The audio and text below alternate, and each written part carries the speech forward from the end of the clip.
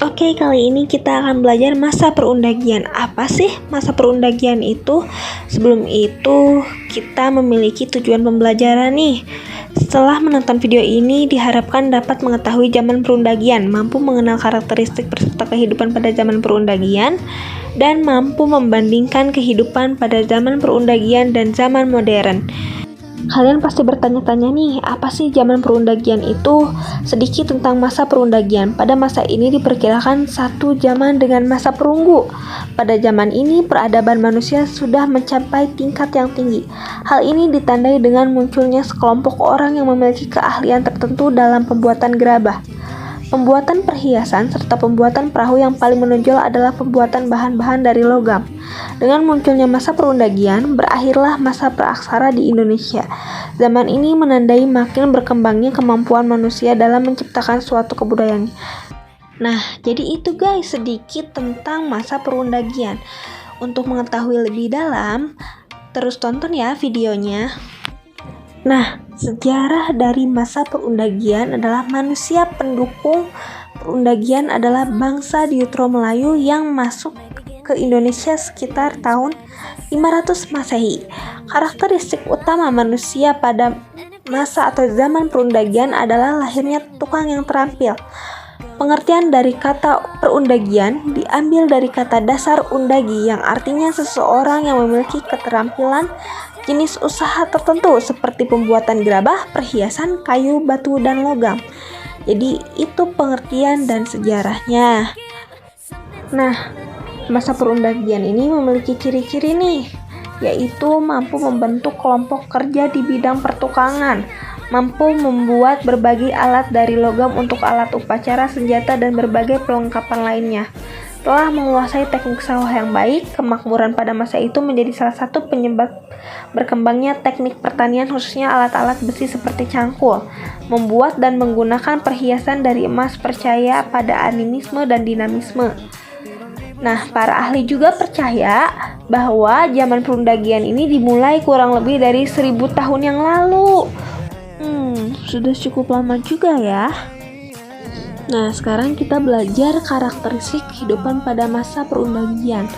Karakteristik ini terbagi menjadi 3 nih, bidang kebudayaan, sosial, dan juga ekonomi. Yang pertama akan saya bahas tentang bidang kebudayaan. Yang pertama digunakan alat perunggu dalam upacara keagamaan. Yang kedua dikenalnya animisme atau kepercayaan terhadap benda yang memiliki roh atau nyawa. Dan dinamisme, roh yang berdiam di satu tempat. Yang terakhir, barang mewah ditempatkan pada orang yang meninggal dengan kasta tertinggi, sedang orang biasa tidak. Kedua, karakteristik kehidupan pada masa perundagian bidang sosial. Yang pertama, tatanan hunian lebih tertata rapi, timbulnya golongan ahli pekerjaan tertentu, contohnya ahli agama, ahli pertanian. Yang ketiga, mengenal sistem pembagian kerja. Keempat, ditemukannya alat bersawah atau bajak pisau. Yang kelima, ketertarikan terhadap berburu atau mengandalkan makanan dari alam menjadi berkurang. Yang terakhir, terdapat sistem kemasyarakatan di mana norma dan aturan sudah tercipta. Jadi itu ya di bidang sosial. Dan yang terakhir, kita akan membahas karakteristik kehidupan masa perundagian di bidang ekonomi.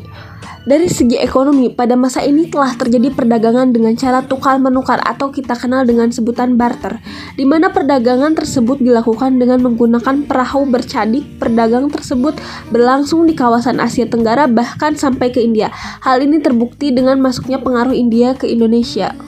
Oke, selanjutnya kita akan membahas hasil kebudayaan. Yang pertama, nekara, gerabah, dan perhiasan perunggu. Berikut hasil kebudayaan dari zaman perundagian. Perbedaan zaman perundagian dan zaman sekarang. Masa perundagian merupakan akhir dari masa praaksara. Manusia mulai memiliki keterampilan dan kepandaian dalam bidang ilmu tertentu. Contoh dalam pembuatan gerabah. Pada zaman ini teknologi bisa terbilang cukup maju dibanding zaman sebelumnya, seperti pengaturan air di sawah dan ladang mulai diberlakukan secara efisien. Perkampungan secara menetap dilakukan dengan lebih teratur dan pembuatan perkakas menjadi lebih maju. Kesimpulannya, zaman perundagian dapat disebut zaman logam. Disebut zaman logam karena telah mengenal sistem perlogaman besi dan perunggu yang digunakan seperti halnya untuk menciptakan alat-alat pertalingan dan rumah tangga.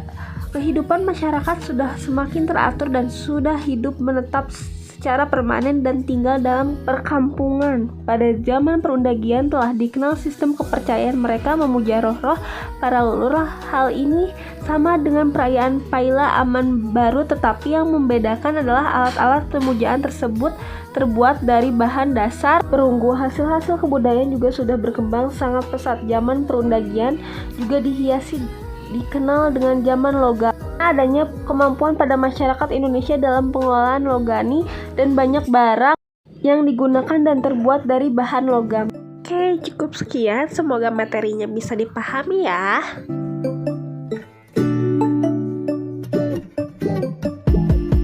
When I wake up, I feel cozy, yeah. Can you hold up? Don't need no coffee yet.